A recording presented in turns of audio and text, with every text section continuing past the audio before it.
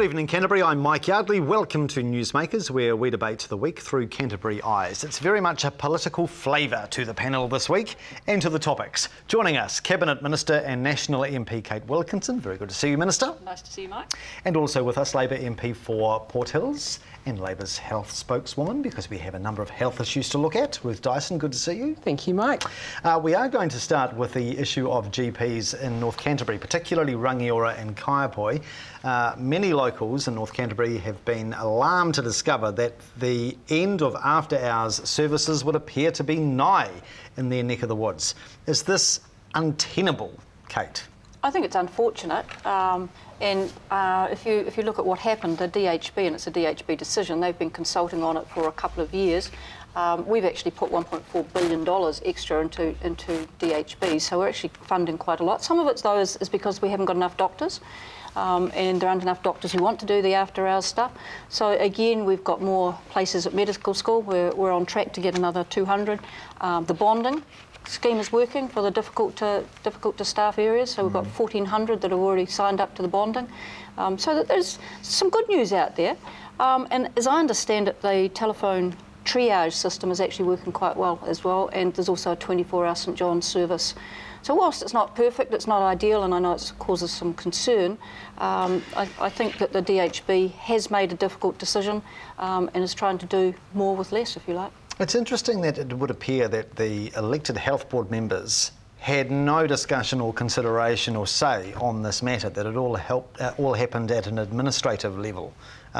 Is that fair on the community, that it's just bureaucrats who make up these decisions? No, well, I think the elected members of the health board should be entitled to at least know about it and say, no, that is not acceptable. But I do find Kate's point really interesting. The last point she made was that the DHBs are now being expected to do more with less, and that's exactly right, because they have had a cut in their health budget compared to what they needed to just stand still.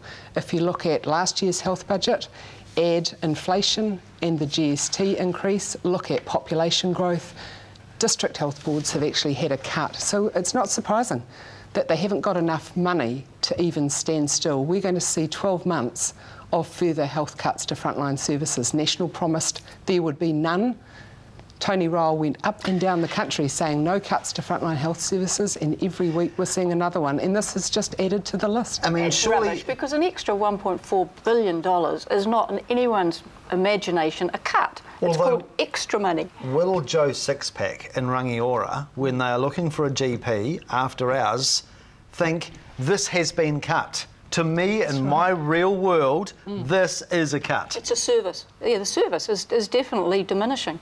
A cut, actually. Diminishing to the point of not being there. But in terms of the funding, funding has increased. How the DHB decide to use the funding is really up to them. Do you find it surprising that there are 18 GPs in Rangiora, right? And they can't voluntarily get themselves sorted on some sort of roster where they all chip in to do a few hours each week and get this matter attended to? I mean, is that really too much to ask for in terms of invading their lifestyle choices? Well, I think as I understand it, they have about 2 to 3 queries a night. So, and they made the decision, along with the health board, that it wasn't worth staying open. It may not be too much to have them on call. I mean, they could be on call just available minutes away compared to the travel time and the additional stress for somebody having to go from Rangiora into the city, particularly if they've got kids at home. You're the only one there in an emergency. In practical terms, it is going to be really hard for people in Rangiora. And there's elderly out there too who will be worried and anxious about it.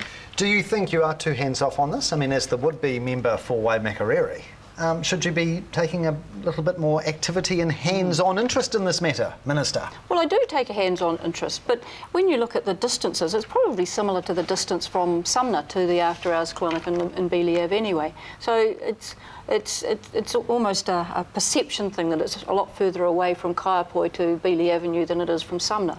Although Rangiora has one of the highest growing populations in New Zealand and a very high proportion of older folk. Yep.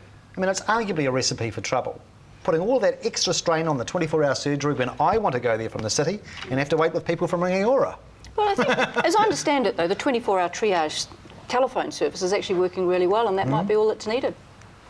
I'm not sure anybody who's feeling in critical need of some health services like right now is going to say, get on the phone and I'll be okay. People need to see somebody, they need the assurance that they can get access to someone, and they need it as close by as possible. And they can get it through St John's. I think people in Rangiora will justifiably be saying to the Minister of Health, you told us one thing and you're doing something entirely different now. All right. Oh, I think actually a lot of them are saying, actually, where the waiting lists are getting smaller and when there was more elective surgery out there, and you're spending the taxpayer dollar a lot more wisely. I've only heard you and Tony Ryle say that, to be frank. It's two of you now. Before we go to the break, I do want to get your comments on this crackdown on knife-related crime. Obviously, it's a huge concern, the proliferation of knives and young people on our streets. Do you think most young people who do have a knife when they go out in public are doing so for their own self-protection, or are they looking for trouble? Ruth?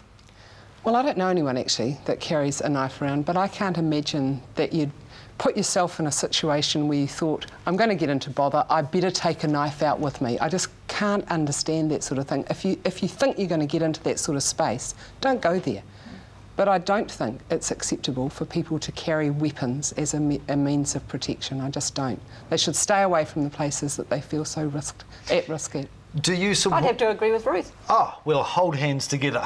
No, I won't go that far. Do you think this notion of a voluntary ban on the part of retailers to sell knives to under 18-year-olds is a sensible approach, or is that going to penalise your young fishers and hunters? Well, I think that the retailers can work together, and they've got some responsibility, as do parents, and to make sure that some of those really nasty knives don't get into the wrong hands. But you don't want to take the Swiss Army knife or a fishing knife from some young person who's going to use it responsibly.